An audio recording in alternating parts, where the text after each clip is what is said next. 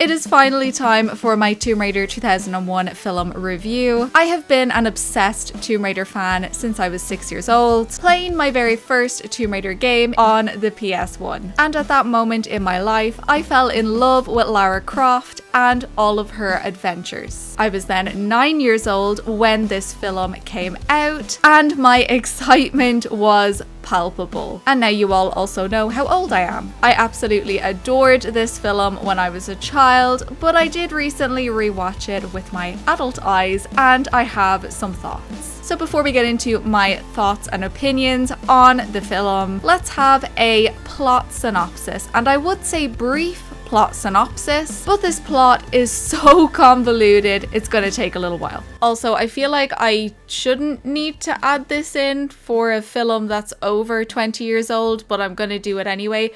Spoilers. Spoilers ahead. Spoilers for the plot in the plot synopsis. Lady Lara Croft, a member of the British aristocracy, is a Tomb Raider and adventurer whose two loves are artifacts and danger. She lives in her family home, Croft Manor, with her tech assistant Bryce and her butler Hilary. Why we didn't just get Zip and Winston here, I do not know. Lara's family, as usual, are noticeably absent. However, unlike in the classic Tomb Raider games where both of Lara's parents disowned her after she became a Tomb Raider and adventurer, in this film it is said that Lara's mother has died and her father, Lord Richard Croft, not Lord Henchinley Croft, long ago disappeared and is presumed dead. One evening, Lara's father appears to her in a dream. When Lara awakens, she hears a strange ticking noise, and this leads her to find a clock that has been hidden in Croft Manor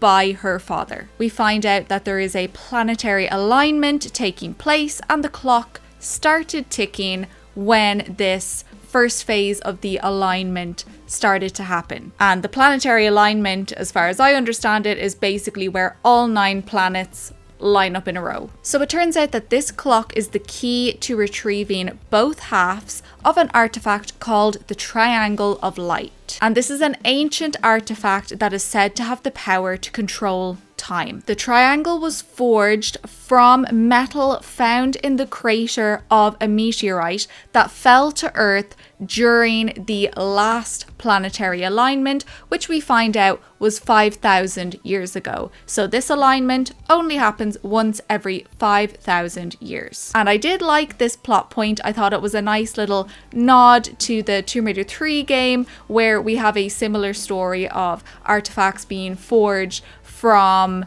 metal in a meteorite crater. However, the civilization that used and worshipped this Triangle of Light began to realize how dangerous it was. They ended up splitting the triangle into 2 pieces and hiding each piece at opposite ends of the Earth. Lara consults with an old friend of her father's called Wilson, who ends up putting her in contact with a man called Powell. And while this is happening, Lara also reunites with an adventurer and clearly former flame that she knows called Alex West. Powell turns out to be a member of the ancient organization, the Illuminati, and the Illuminati are hell-bent on getting their hands on this Triangle of Light. Now, the 2 pieces of this triangle can only be retrieved while the planetary alignment is taking place. So if they fail, they only have to wait another 5,000 years before they can try again. And so begins Lara and Powell's race against each other to collect both triangle pieces. Lara wins the first piece in Cambodia, and Lara and Powell then join forces together to collect the second piece in Siberia. After they assemble the Triangle of Light, Lara meets her father again. Lara wanted to use the triangle to turn back time and bring her father back, and he ultimately convinces her to destroy the triangle. It is too dangerous for anybody to have. Oh yeah, and Alex is here too as well, and they kiss. Oh, and Lara beats the crap out of Powell and he dies. This happens after we find out that Powell killed Lara's father. So yeah, that's pretty much the synopsis of the, in my opinion, extremely convoluted plot. Now let's get into my opinions. So as usual with my reviews, I'm going to start off with the positives. Now I do just want to say, in general, there is a lot that I love about this film. So the main thing that I love and have always loved about this film is Angelina Jolie as Lara Croft. Could there have been a better casting for the role? Probably not. Angelina is pretty close to perfect to play Lara. The way she looks, her mannerisms, the voice, the accent, everything to me just screams classic Lara Croft. It's very evident to me that Angelina put a lot of time and work into studying the character and how the character should be played. Also, I need to mention her outfits, which are so good, especially the Cambodia one. That is exactly how I imagine Lara Croft would look in real life. And also her Siberia outfit and the fur coat and everything. It's just magnificent. The costume department brought it all to the table as well. And in general, I do think they stuck pretty close to Lara's character traits, how she is in the games. But I do also like a couple of additions that they made. For example, the one that really stands out for me is the addition that Lara Croft was in the army. I think that makes a lot of sense for her character. It was cool to see that she called in a favor from her army friends to get her to Cambodia. I think it was really fitting, and I do like that they added that in. I also love how they didn't shy away from the darker aspects of Lara's character. I think in some of the modern iterations we've seen, they've definitely tried to sanitize and scrub down Lara's character to make her a purely good and virtuous character, whereas I love that this film doesn't shy away from showing us the slightly darker aspects and questionable aspects of her character. We see that Lara loves danger. It thrills her. It makes her laugh. She's like a maniac sometimes. We see how she can be intoxicated by power and glory, and that maybe that's a part of what she's searching for. And she can be ruthless. She can be focused on her goal and her goal alone, and anybody who gets in her way, tough. And I do really like that they actually allowed her to have these aspects to her character that we all love from the games. I always say Lara Croft does not need to be a moral compass for the viewers. She's a bit of an anti-hero, and that's okay. There are also so many amazing Tomb Raider moments in this film, moments that you could imagine being in any of the classic games, and so much great humor as well. So the scenes that stood out to me the most were Lara smashing the clock as Bryce was trying to very carefully open it, her little smirk at Bryce's coffee order when he asked for a decaf latte with non-fat milk. Lara Croft would absolutely smirk and mock that order. The iconic moment after Croft Manor's been raided and she so calmly says to the delivery man, "I woke up this morning and I just hated everything." Right. Her blowing the kiss of the Illuminati leader on the plane, her summarizing the inscription in the Cambodian temple. So pretty much touch anything and you get your head chopped off. They're all just so Tomb Raider-y and so Lara. And of course, we cannot forget my favorite scene in the entire film, the break-in at Croft Manor. What a spectacle. Now, when I first saw this scene, I wasn't quite sure how I felt about the acrobatic gymnastics. I don't even know what that would be called. That springy, elasticy thing where she's flipping around the place. When I first saw that, I thought that's a little bit silly. But then I did actually love how they used that and incorporated that into the fight sequence. So I'll give them a pass for that. That was actually really, really cool. And again, I just love how many Tomb Raider moments are in this fight sequence. Like, for instance, Lara on her motorbike with her Uzi, shooting them everywhere. And then at the end, she has time to bitch slap one of the guys in the face with the wheel of the motorbike. I can't explain properly how happy that makes me. I could just watch that scene over and over again. The entire break-in at Croft Manor is just fantastic. And then the final scene that I loved, that I will quickly mention, is the fist fight at the end between Lara and Powell. I loved this as well because in the game, in the classic Tomb Raider games, we never get to see Lara fighting without her guns.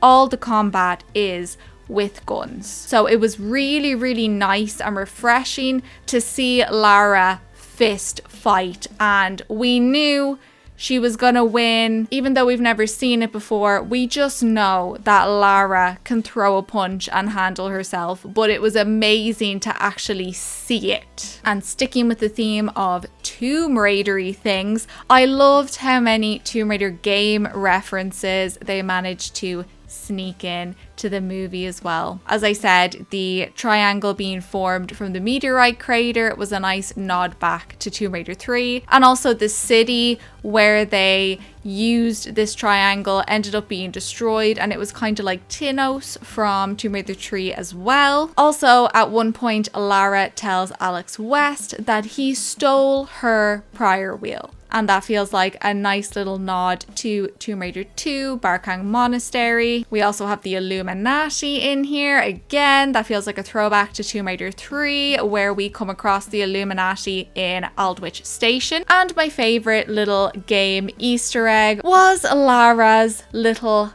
aha at the very end of the film. I'm so glad they got that in there. Perfect. Croft Manor itself is also amazing in this film. I love the design of it. I love how it looks. I love the fact that Croft Manor has 83 rooms. And I can totally see why they copied and used this design for the Croft Manor in the Legend Trilogy games. I personally love the Croft Manor levels in Legend and Anniversary. Still annoyed we didn't get one in Underworld, but this version of Croft Manor I absolutely love, and it's amazing to me that it came from this film, and the outside they chose is gorgeous as well. And my final positive point, I actually really enjoyed the introduction of the family stuff for Lara. I think for this we have to put ourselves back in the mindset of 2001.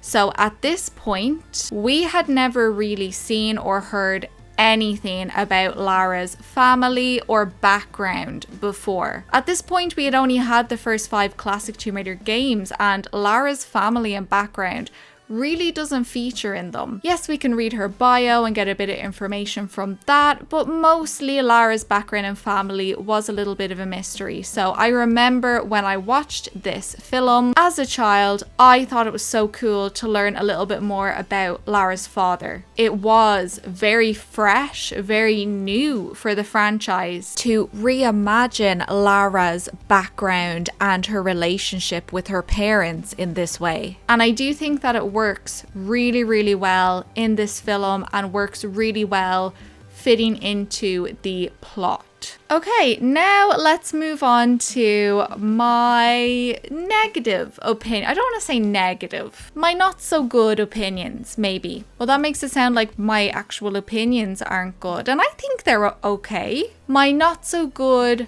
points about the movie. No, that sounds bad against me as well. Let's just move on to the negatives. So top of my list is that Angelina needed a better script. Her Lara was so good, and at points I felt like it was a little bit wasted in this film. I feel like the plot was overly complicated and convoluted, and I felt like there was a decent chunk at the start of the film that was kind of wasted with a lot of back and forth of people talking and setting up this kind of complicated plot. I think it might have worked a bit better to just have a more simple plot and have more time for action and more time just seeing Lara being Lara and doing Tomb Raider-y things. And on the note of the script, I felt like there was a lot of goofy and silly elements to the film, and in some cases I do think it worked. So for instance, one that stood out to me as being good was when Powell had hired all of those people and Alex West to help him break into this Cambodian temple. He's just sitting back, lying on a sofa with a full-on table, teapot, tea set, just sitting there relaxing himself, having a cup of tea while everyone else does all the hard work. And honestly, it was so ridiculous because you have to imagine that people had to carry that sofa and table and teapot through the jungle to then put it there so he could just sit down and have a cup of tea while everyone else works. But I feel like that worked as Tomb Raider silliness, because Tomb Raider, classic Tomb Raider, can be quite silly and over the top in parts. So there were silly elements like that where I just laughed and thought that is absolutely brilliant. But then there were other silly elements where I just thought they were a little bit too silly. Like they were silly and didn't fit into the Tomb Raider universe, if that makes sense. The biggest example of this for me was, Simon the Robot. We had this cool opening scene where Lara is in a tomb and she's doing all these flippy floops and everything. Really cool. And then the next minute she gets attacked by a killer robot. And we find out it's just a training mission for her, and Simon is Bryce's robot that he programs to kill Lara. I don't know, I just felt like that was a bit too silly and didn't really fit in with Tomb Raider. And just keeping on the point of that the script could have been better, I also feel like there was a lot of missed opportunities in the film. The main one that stood out to me was Lara should have had to solve a puzzle to find the entrance to the temple in Cambodia. I hate that they just had her have this weird little vision thing and then she basically just fell through the floor into the temple. Wouldn't that have been an amazing opportunity in the film to have Lara solve a puzzle like she does in the Tomb Raider games? I feel like there were a few moments like this where I just thought, oh, that's such a shame. I wish they'd done this. I would have gladly traded one of those boring, pointless talking scenes at the start of the movie for an action-packed puzzle solving scene here instead. Now my next point is potentially a bit of a controversial topic, the Tomb Raider romance. I am firmly team Lara doesn't need a love interest. I don't need to see who Lara dates or what she gets up to in that part of her personal life. I like how in the Tomb Raider games, it is completely irrelevant. That was a massive appeal of Lara's character to me as a young girl. It didn't matter who Lara was dating, whether she was married, whatever. It was completely irrelevant to the fact that Lara goes on adventures, tries to find artifacts, and is a Tomb Raider. And that is exactly how I like my Tomb Raider, romance free. Lara is so much more than her sexuality. Lara is so much more than who she does or doesn't go out with. I feel like it's an affront to her as a character to bring in romance for her. Now, I understand they probably did it because, you know, Hollywood or whoever the hell was making this movie was probably like, we cannot have an action movie without romance, it won't sell, blah, blah, blah. But I just don't think we needed it. I don't want to see it. I'm sorry, I don't. I don't want to see it in any movies or games going forward either. It is so refreshing to have a female character who is not reduced to her love life and whether or not she has children and all these other things. Quite frankly, I couldn't care less. I feel like I have to also mention the shower scene. I'm not going to talk about it too much, but I will say this scene kind of creeped me out and gave me a little bit of a gross feeling because Hillary, who is Winston, let's be real, Hillary is Winston, okay? Is like a father to Lara, has basically watched her grow up.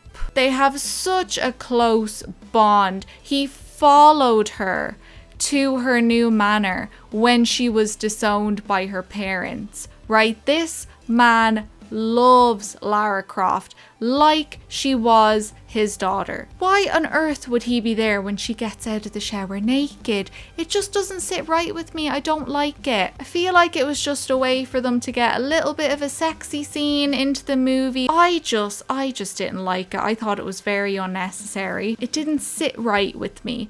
But then later on in the film, Daniel Craig does get his own little shower scene. So at least it's equal, I guess. Naked shower equality?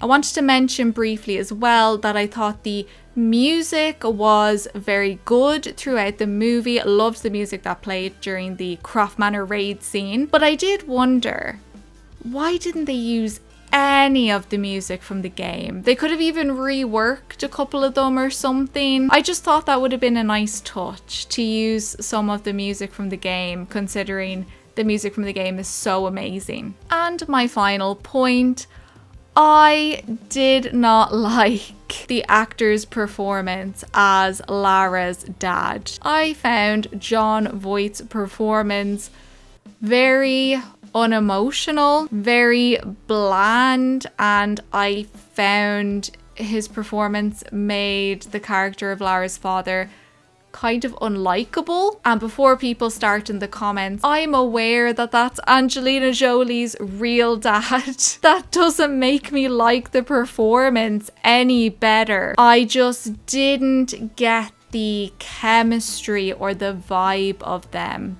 as being father and daughter. Now, I thought, as always, Angelina's performance was amazing. Hers was very emotional. It made me choke up a few times how much she clearly loved and missed her father since he had died. Anyway, do let me know if you felt the same. So yes, they are my thoughts on the Tomb Raider 2001 film. Overall, I did really enjoy it. There is a lot in that film to love, especially as a Tomb Raider fan. Angelina's great. Some of the action scenes are great. The humor's wonderful.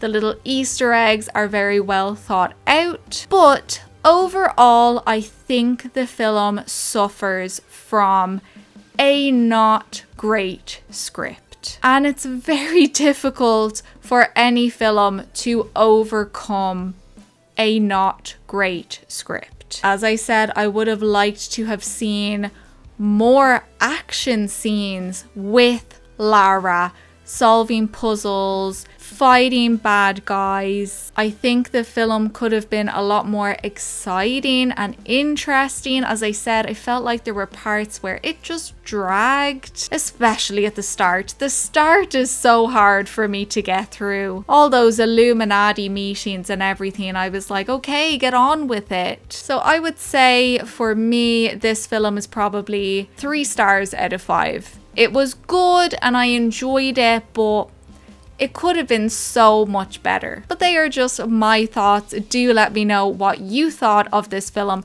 down in the comments below. I am very, very excited to read what you thought and discuss this down below. Thank you so much for watching this review. I hope you enjoyed it. As always, a massive thank you to my amazing channel members. All of their names will be displayed on the screen at the end of the video, and I will see you guys really, really soon in the next one. In my opinion, there is Binksy.